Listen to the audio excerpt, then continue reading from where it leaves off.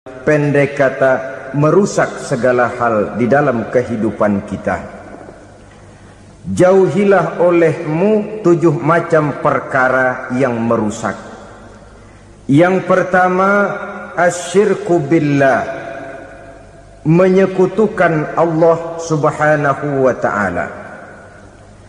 Agama dimulai dari keyakinan, maka kehancuran agama selalu dimulai dari kehancuran keyakinan, iman atau akidah yang dimiliki oleh seseorang. Dan untuk menghancurkan nilai-nilai iman yang kita miliki ini, orang rasanya tidak akan menghantam kita dengan peluru kendali. Orang tidak akan mengirimkan nuklir ke sini. Orang tidak juga akan mengirimkan satuan militernya ke sini. Untuk menghancurkan nilai-nilai iman, dibanjiri kita dengan paham-paham yang merusak dan mendangkalkan akidah.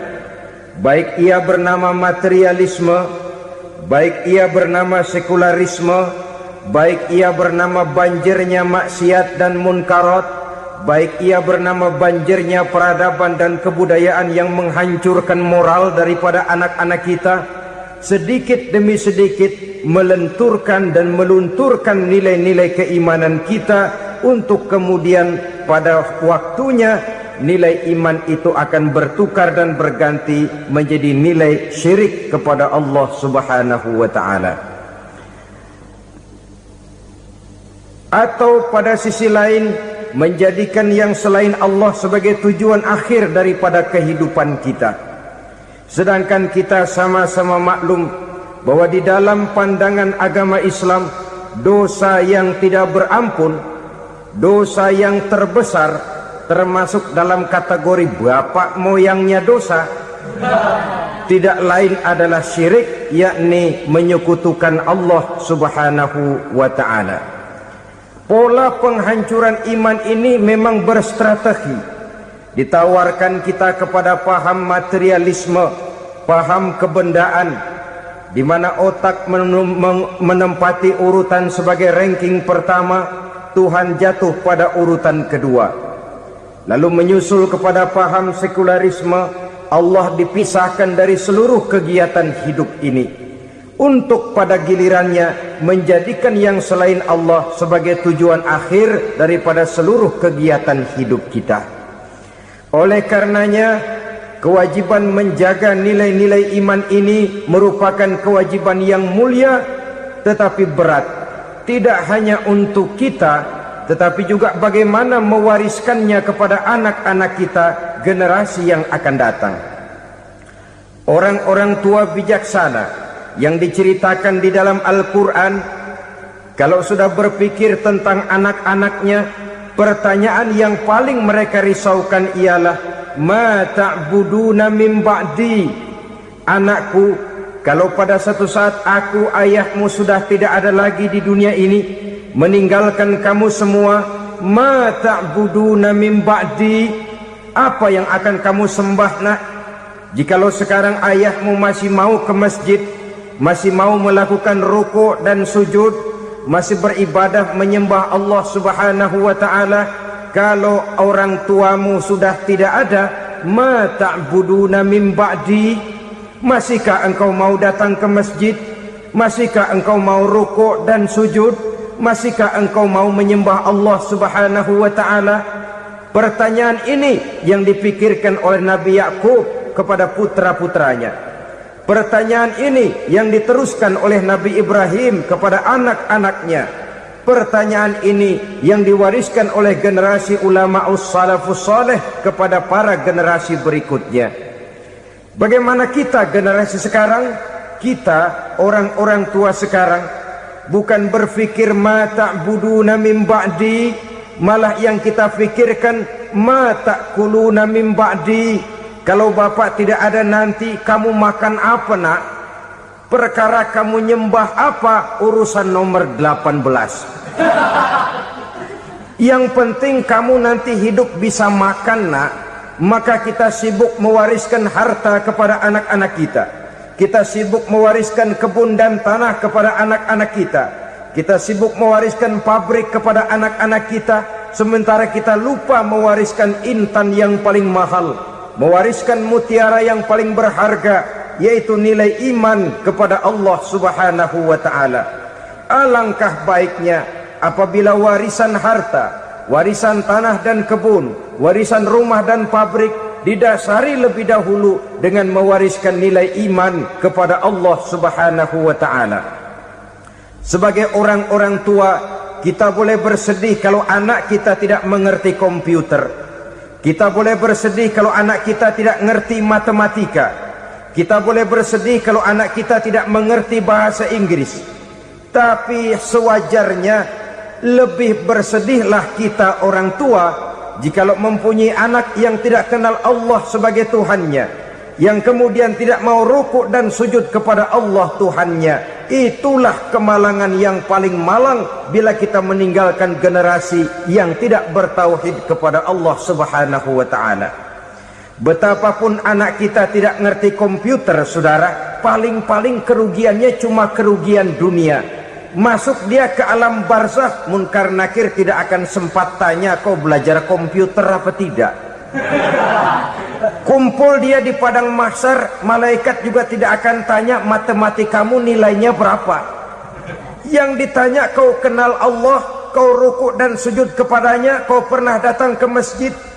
Oleh karena itu sekali lagi, menjaga nilai iman tidak hanya untuk kita, tetapi juga mewariskannya kepada anak-anak kita, generasi yang akan datang.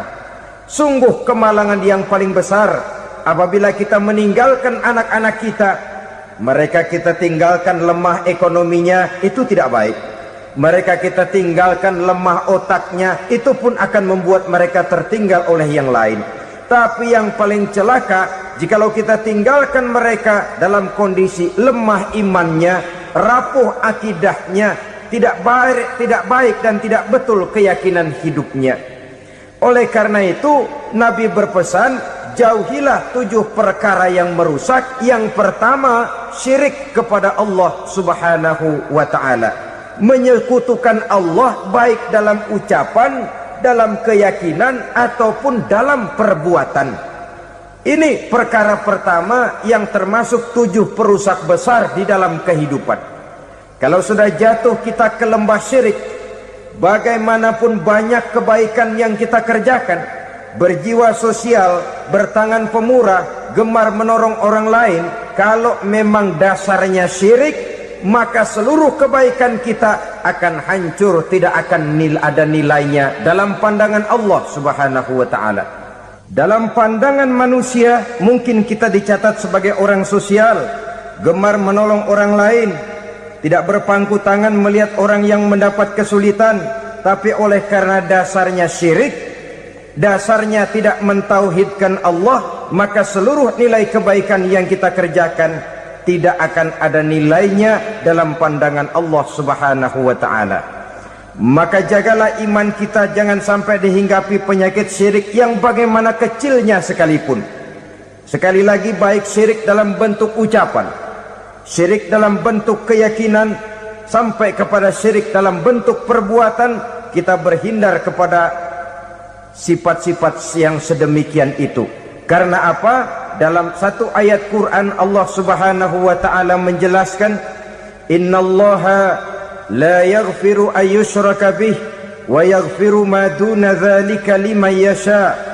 Allah tidak akan memberi ampun kepada orang-orang yang menyekutukannya, tapi Allah masih mau memberikan ampun kepada dosa-dosa yang selain itu bagi orang-orang yang dikehendakinya.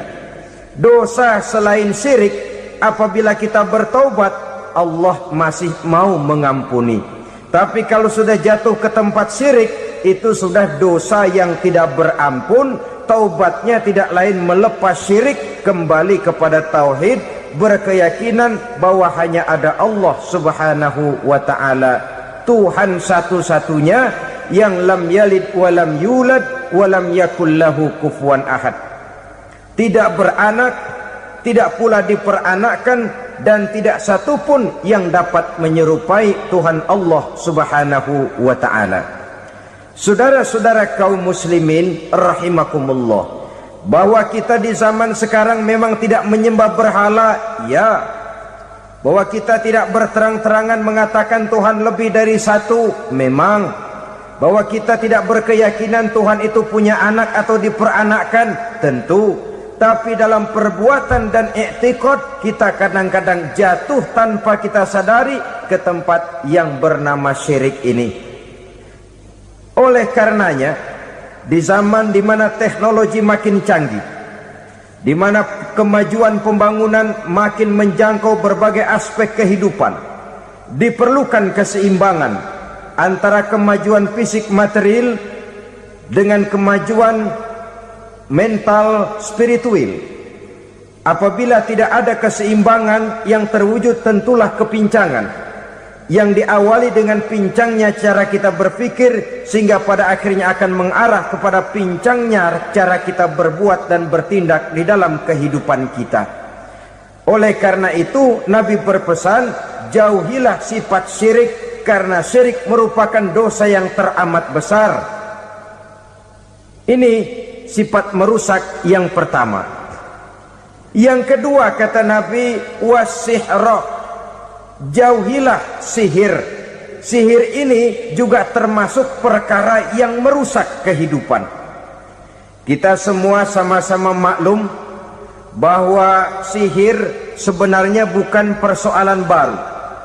Sejak sebelum datang Islam, sihir itu sudah ada. Di zaman Yunani kuno, sihir ada. Di zaman Mesir kuno, di zaman Cina kuno, dan yang lain-lain yang serba kuno, sihir itu sudah ada. Bahkan para nabi pun, para rasul yang diutus oleh Allah Subhanahu wa taala, senantiasa berhadapan dengan ahli-ahli sihir untuk menguji kebenaran dari misi yang mereka bawa. Sihir adalah perbuatan di luar kebiasaan yang bisa dikerjakan oleh ahlinya dengan bantuan jin atau setan. Hukum mempelajari sihir adalah haram, mengamalkannya lebih haram lagi. Sebab itu saudara-saudara, sihir merupakan perbuatan merusak yang harus kita jauhi.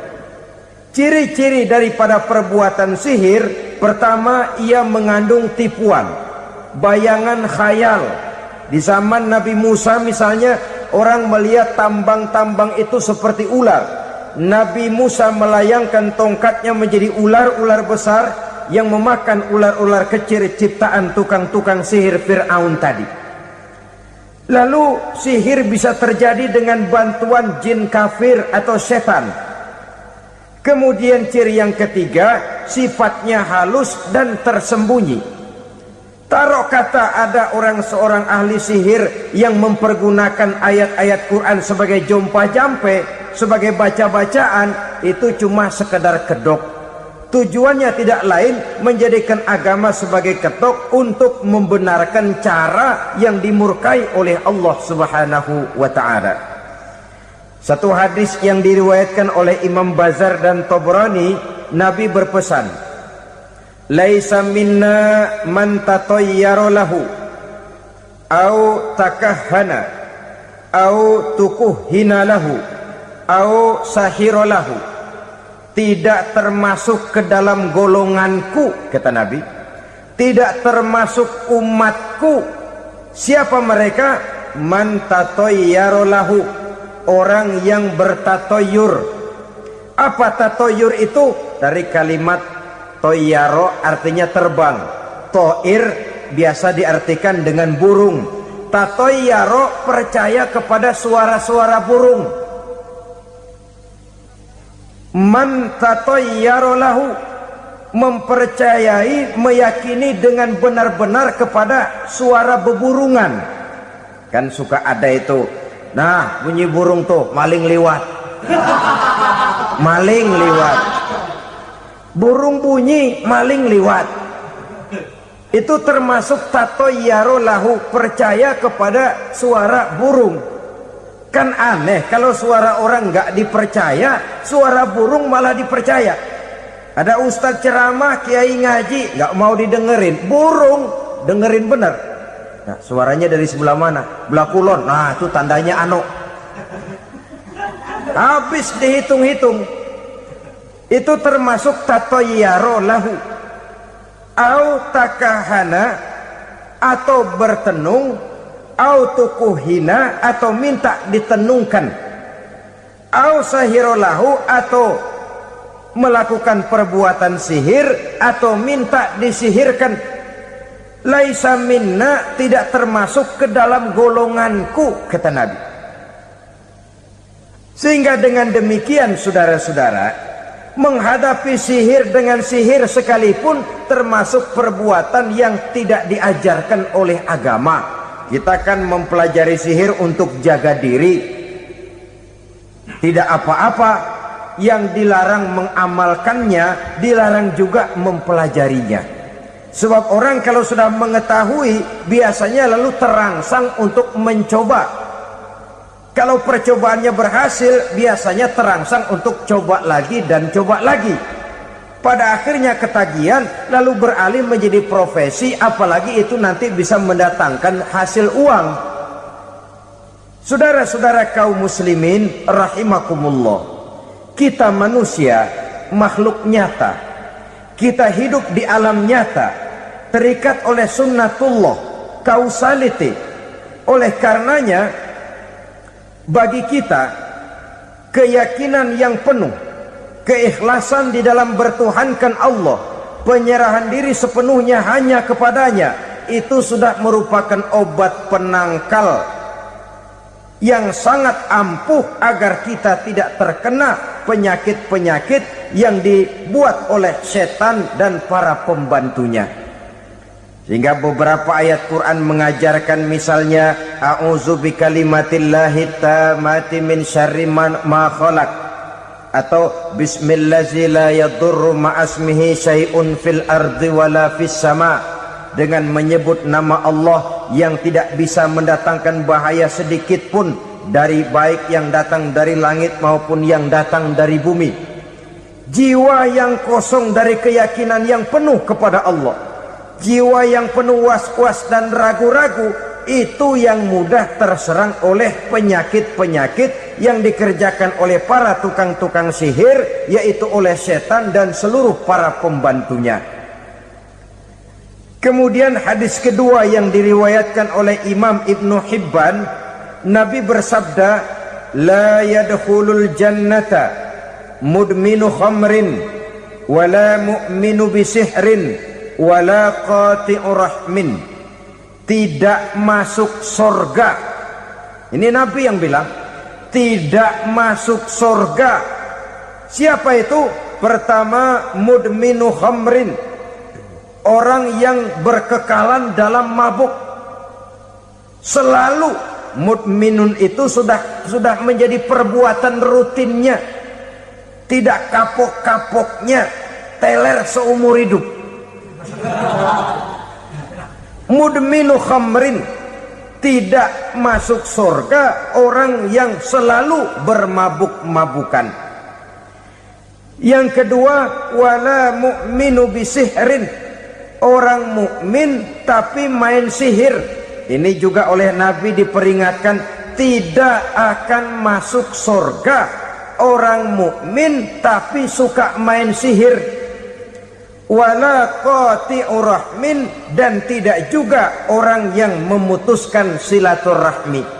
Tiga macam manusia yang diperingatkan Nabi tidak akan masuk surga: orang yang selalu mabuk, orang mukmin yang main sihir, dan orang yang memutuskan silaturahmi. Saudara-saudara kaum muslimin rahimakumullah. Lalu orang berkata, kenapa dilarang kita bersihir padahal Rasul sendiri kan punya mukjizat? Nah, kita memang harus membedakan antara mukjizat dengan sihir. Dalam kehidupan agama kita kenal ada yang namanya mukjizat, ada yang namanya karomah atau keramat biasa diucapkan, ada yang namanya maunah, ada yang namanya irhas, ada juga yang namanya sihir. Kesemuanya ini berbeda, saudara-saudara. Yang dinamakan mukjizat itu khusus untuk para rasul saja. Satu kejadian luar biasa yang terjadi dilakukan oleh rasul atas izin dari Allah Subhanahu wa taala. Perbedaannya dengan sihir jelas. Sihir dari setan, mukjizat dari Allah. Sihir bisa dipelajari, mukjizat tidak. Sihir umumnya untuk maksud-maksud yang tidak baik, sedangkan mukjizat untuk memperkuat kebenaran yang disampaikan oleh para rasul dan ditentang oleh umatnya.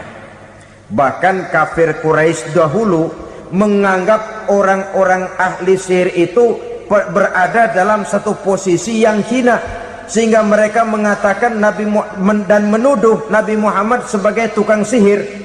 Tuduhan sebagai tukang sihir adalah tuduhan yang sangat aib dan hina.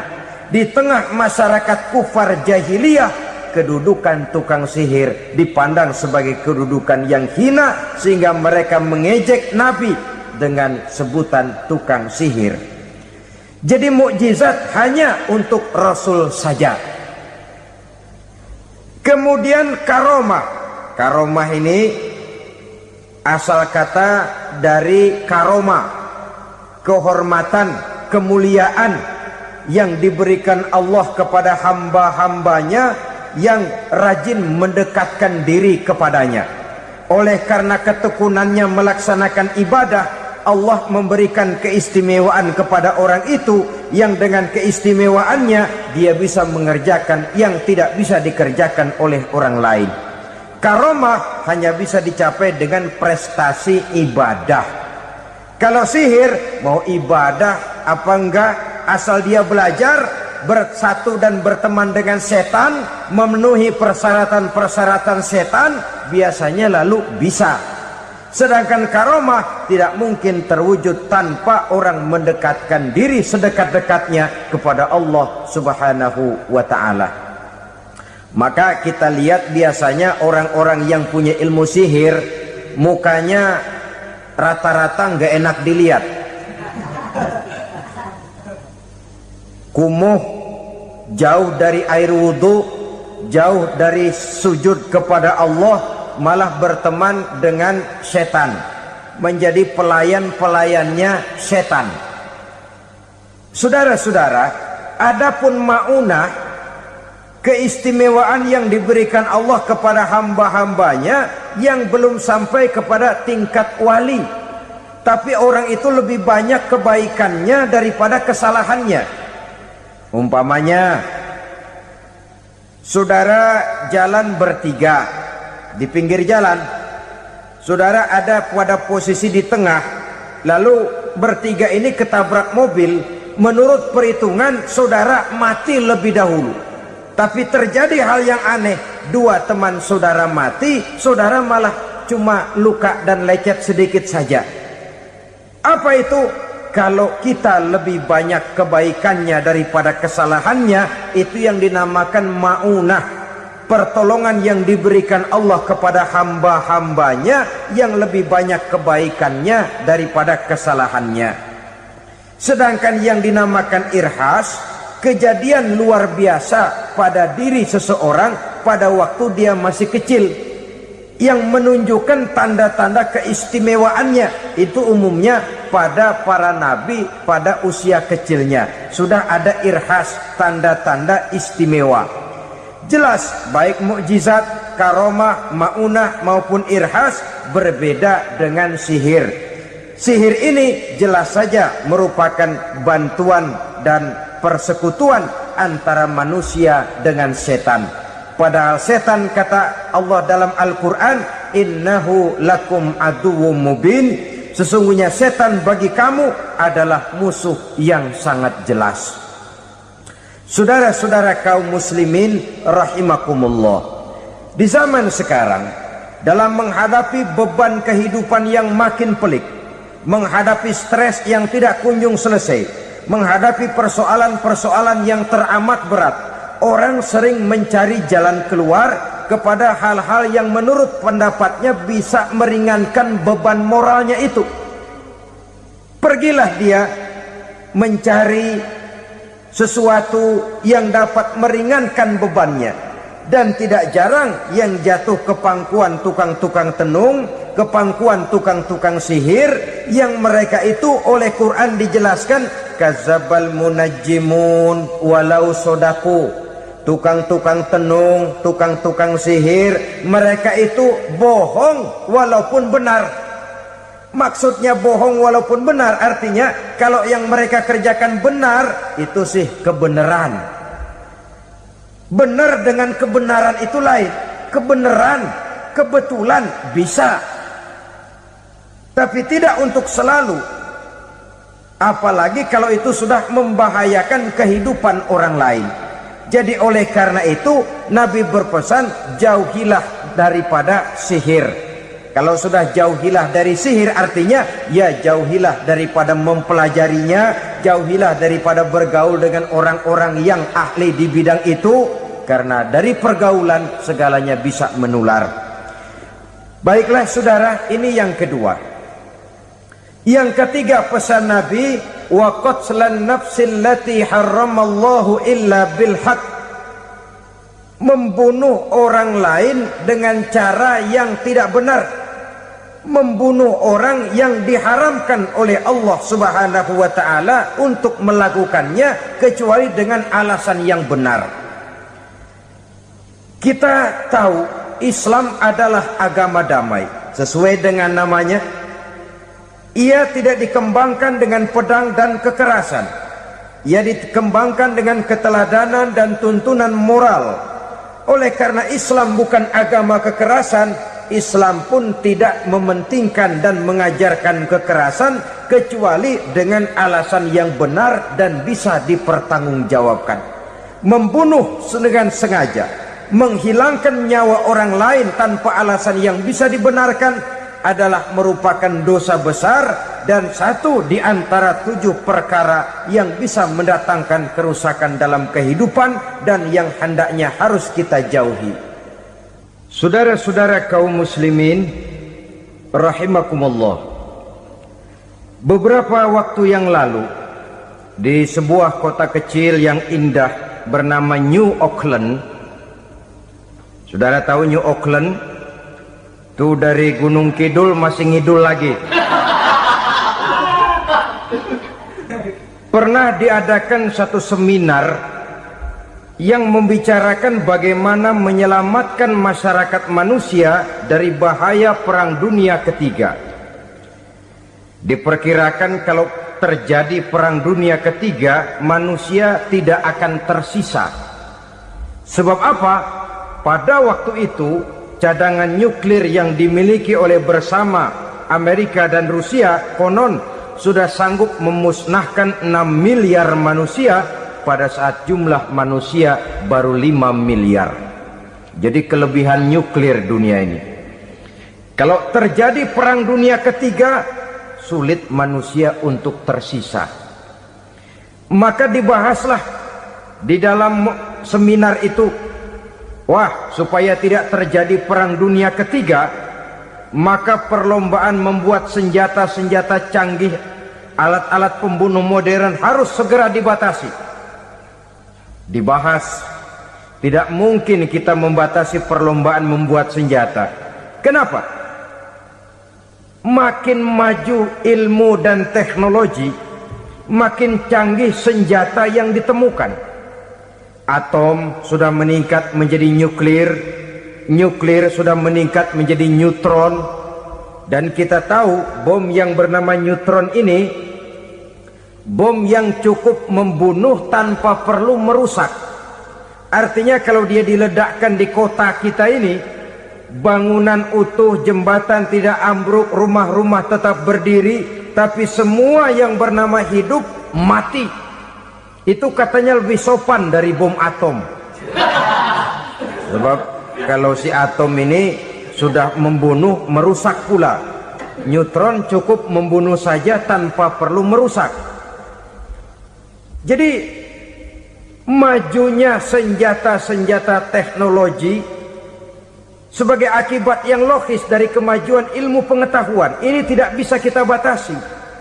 Dan memang sebenarnya yang bahaya bukan senjatanya, tapi manusia yang mengendalikan senjata itu. Mereka kembali kepada prinsip the man behind the gun. Bukan senjatanya yang bahaya, tapi manusia yang mengendalikan senjata itu yang bahaya. Walaupun senjatanya modern, katakanlah model M16 umpamanya, kalau yang mengendalikannya orang beriman, insya Allah aman. Tapi biar megang cuma senapan angin, kalau yang megang orang brutal, ngeri kita deket-deket. Apalagi kalau memang bukan ahlinya menggunakan senjata, bisa ngeker kaki kena jidat.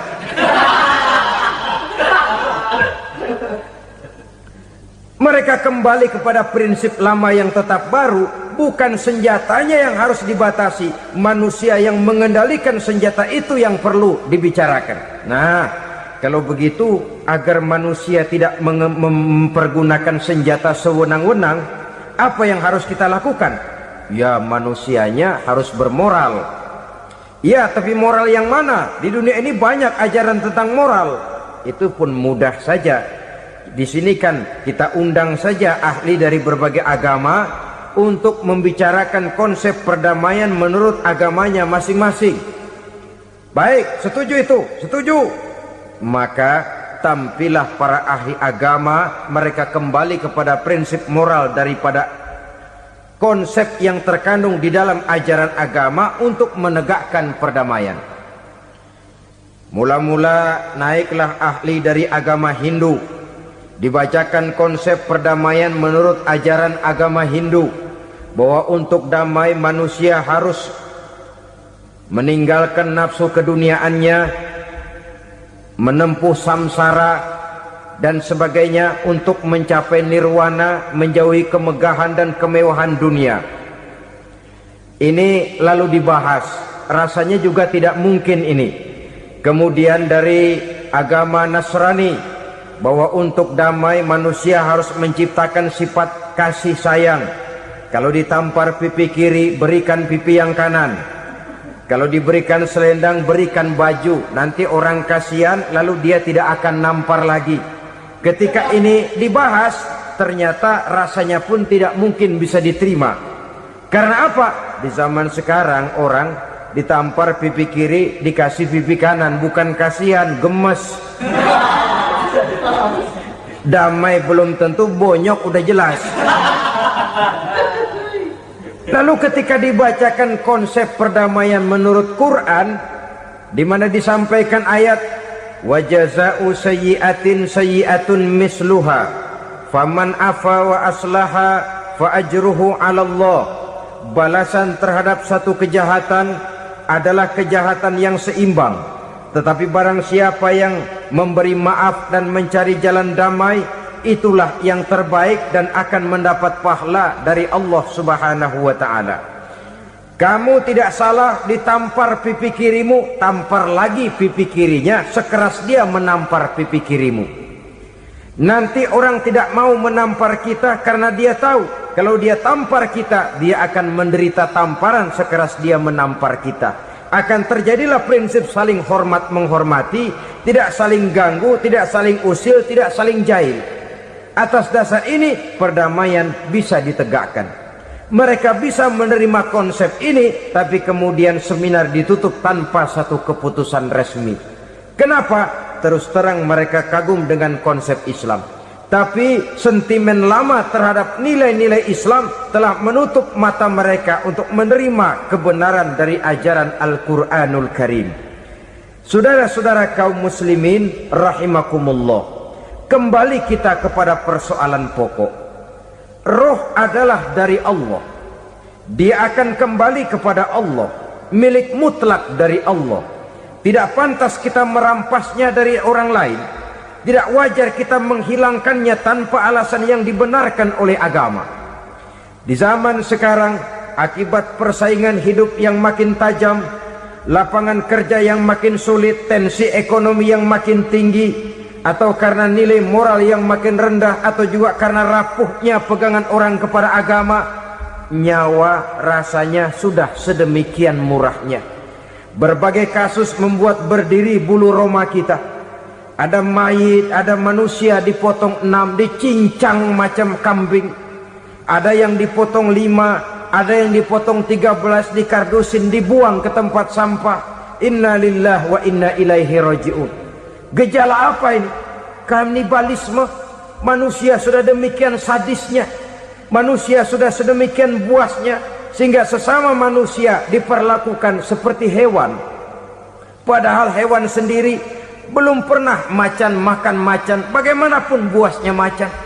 Belum pernah serigala memakan serigala, bagaimanapun brutalnya serigala.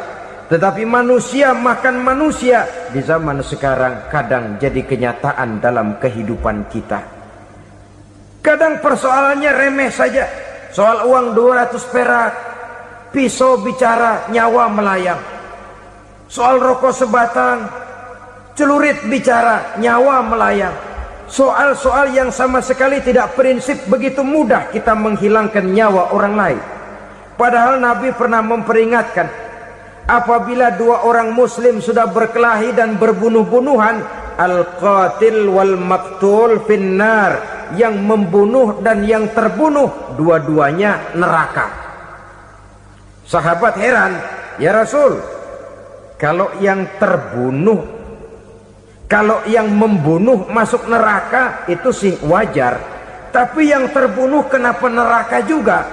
Beliau menjawab, dua-duanya sudah punya niat untuk saling membunuh. Niatnya itu yang diponten. Yang terbunuh cuman lagi apes aja, keduluan dia. Umpama tidak terbunuh, pasti dia yang akan membunuh. Oleh karenanya al-qatil wal maktul, yang membunuh dan yang dibunuh finnar, dua-duanya masuk ke dalam neraka. Islam menghormati kehidupan, tidak hanya terbatas kepada sesama muslim, orang-orang yang berlainan agama pun yang mau hidup berukun, damai, berdampingan dengan umat Islam, jiwa mereka, darah mereka dilindungi oleh nilai-nilai Islam yang disebut dengan kafir zimmi ini. Mengganggu mereka sama saja dengan mengganggu aku, kata Nabi. Jadi oleh karena itu, sayangilah sesama. Kehidupan adalah anugerah Allah, bukan wewenang kita untuk mencabutnya dari orang lain, bukan wewenang kita untuk merampas dan menghilangkannya dari orang lain. Apa yang tidak enak terjadi pada diri kita, begitu pula lah apabila terjadi pada diri orang lain. Sehingga Nabi mengatakan, la yu'minu ahadukum hatta yuhibba li akhihi ma yuhibbu li nafsihi. Belum dikatakan beriman seseorang kamu apabila dia belum mencintai saudaranya seperti ia mencintai dirinya sendiri. Apa yang enak dirasakan oleh orang lain, enak juga dirasakan oleh dia. Mengukur orang lain dengan diri sendiri. Kalau orang lain tanpa salah saya fitnah, kalau saya tanpa salah difitnah orang, enak apa enggak? Enggak, orang lain juga begitu. Kalau orang lain tanpa salah saya tempeleng kepalanya, enak apa tidak? Tidak. Orang lain juga begitu. Yang tidak enak terjadi pada diri kita, tentu tidak enak juga kalau terjadi pada orang lain. Mengukur orang lain dengan diri sendiri, sehingga tidak timbul sifat egois, tidak menari di atas bangkai orang lain, tidak mendirikan kebahagiaan di atas untayan air mata orang lain. Sehingga dengan demikian saudara-saudara, dia bisa menghormati kehidupan, menghormati orang lain sebagaimana dia ingin dihormati. Inilah perbuatan ketiga yang merusak, membunuh orang lain dengan yang diharamkan Allah tanpa alasan yang benar. Yang ketiga. Kemudian yang keempat, perbuatan merusak wa aklar riba, makan riba. Hidup adalah tolong menolong. Bahasa kerennya take and give katanya. Saling memberi dan saling menerima. Nabi mengajarkan, man kuraba kurbatan min kurabid dunya karaballahu lahu kurbatan min kurabi yaumal qiyamah wallahu fi aunil abdi madamal abdu fi auni akhihi. Siapa yang meringankan beban dari beban-beban yang dirita seseorang di dalam kehidupan dunia, Allah akan meringankan bebannya daripada beban-beban yang harus dipikulnya di hari kiamat nanti. Wallahu fi aunil abdi madamal abdu fi auni akhihi. Allah senantiasa akan menolong seorang hamba selama hamba itu masih mau menolong saudaranya. Allah selalu akan menolong seorang hamba selama hamba itu masih mau menolong saudaranya. Apabila kita sudah berpangku tangan terhadap kesulitan orang lain, biasanya pun pada saat kita mendapat kesulitan, kita akan sulit juga memperoleh pertolongan. Nah, riba alias renten, kedoknya adalah menolong orang, tapi sama juga bulu buntutnya dilepas, palanya dicekek. Menolong orang pada akhirnya menjadi beban bagi seseorang, dan memang mencari orang-orang yang berada dalam posisi kesulitan. Biasanya di daerah-daerah di mana musim paceklik, jadi lapangan kerja sulit, sedangkan urusan perut tidak bisa ditunda.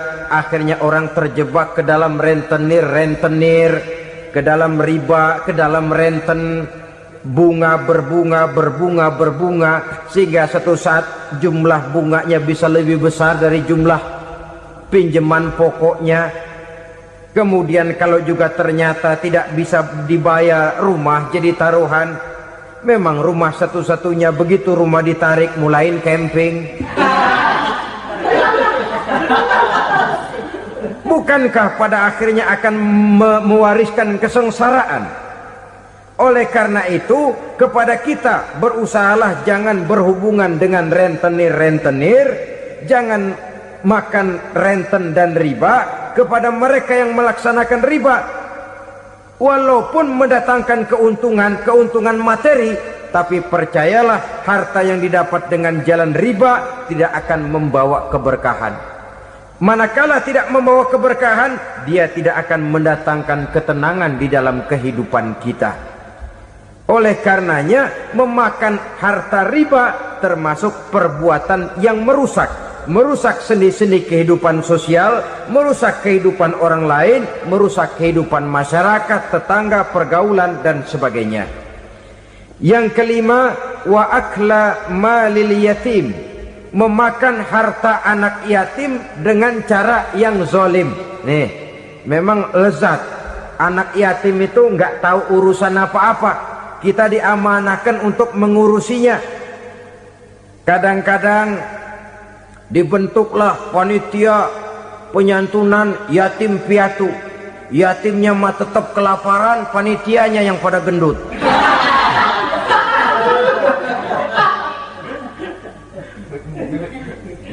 Padahal memakan harta anak yatim termasuk perbuatan dosa besar. Dan menjantuni yatim merupakan perbuatan mulia. Nabi mengatakan, ana wa kafilul yatim kahataini yaumal qiyamah. Aku dan orang-orang yang menyantuni anak yatim seperti dua jari ini pada hari kiamat nanti. Dekat sekali. Jikalau ingin di hari akhir nanti dekat dengan Rasul, bersahabatlah dengan anak-anak yatim. Jadilah pengurus anak-anak yatim. Bangunlah panti-panti asuhan yatim. Pada saat bapak ibunya meninggal, kitalah yang menjadi orang tuanya. Bahkan sedemikian besar perhatian Islam terhadap anak-anak yatim ini, sehingga Quran memberikan peringatan, ara'aital ladzi yukadzibu biddin fadzalikal ladzi yad'ul yatim wa la yahuddu ala ta'amil miskin. Tahukah kamu siapa orang yang mendustakan agama? Beragama tapi dianggap dusta, solatnya dusta, puasanya dusta, karena agamanya sudah berdusta. Siapa mereka? Fazalikal ladzi yad'ul yatim, orang yang menyanyiakan anak yatim. Wala yahuddu ala ta'amil miskin, dan tidak pernah memberi makan kepada orang-orang yang menderita kemiskinan. menyia-nyiakan, meninggalkan anak yatim termasuk perbuatan yang divonis kita sebagai orang yang mendustakan agama. Saudara-saudara kaum muslimin rahimakumullah, maka sangat dicela mengeksploitir anak-anak yatim, menjadikan mereka sebagai kedok untuk mencari kekayaan pribadi. Tetapi jikalau ikhlas, ganjarannya sangat besar, nilai pahalanya sangat besar. Menyantuni yatim tidak hanya setahun sekali. Kalau Muharram pakai istilah lebaran yatim, dibentuklah panitia, diberilah beras, uang 45.000 rupiah, alhamdulillah. Tapi jangan lupa, si yatim tidak hidup cuma satu hari. Dia tidak hidup cuma di bulan Muharram saja, dia hidup 12 bulan dalam setahun. Sebagaimana anak-anak yang lain, dia juga berhak punya masa depan. Dia juga berhak menikmati bangku sekolah. Dia berhak mengenyam arti dan makna pendidikan. Dia berhak membekali diri dengan ilmu dan pengetahuan seperti halnya anak-anak yang lain. Maka kita yang diberikan keluasan oleh Allah, ingatlah itu, bersahabatlah dengan anak-anak yatim, santuni mereka. Perkara setahun sekali di bulan Muharram, alhamdulillah, itu bagus, bin Thayyib alias baik. Tapi tentu dan tentu sekali lagi, si yatim tidak hanya hidup di bulan Muharram. Dia hidup 12 bulan dalam setahun, 24 jam dan di dalam sehari. Oleh karenanya, menyia-nyiakan mereka pada saat posisi kita memang mampu akan memojokkan kita dalam satu posisi di mana kita dianggap sebagai orang yang mendustakan agama, memakan harta anak yatim dengan cara yang zolim. Bapaknya udah meninggal, kebunnya lebar, anaknya dikelecehin. Nah, dah kamu nggak usah pusing, nanti saya yang ngurus. Akhirnya bukan ngurus, nguras. Si yatim mungkin tidak tahu bahwa dia disia-siakan, haknya diambil, miliknya dizalimi. Tapi Allah yang akan membalasnya dengan seadil-adilnya. Maka makan harta anak yatim biasanya balasannya tokcer bin paten. Nggak banyak selang tempo itu, nggak percaya cobain dah. Nyobain aja kan nggak bayar, umpama. Memakan harta anak yatim dengan cara yang zolim, ganjarannya biasanya kontan. Kenapa? Ratapan si miskin, untayan air matanya, jeritan kepedihan hatinya, membuka pintu langit, permohonannya diijabah, getaran hatinya didengarkan oleh Allah.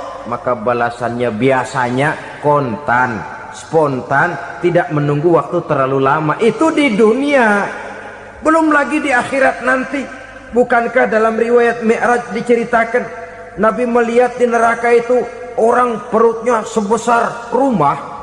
La haula wala quwata. Itu perut kayak rumah, bagaimana jalannya tuh orang. Dan memang gak jalan, diseret-seret oleh malaikat di neraka itu. Hancur perutnya, amburadul itu perut.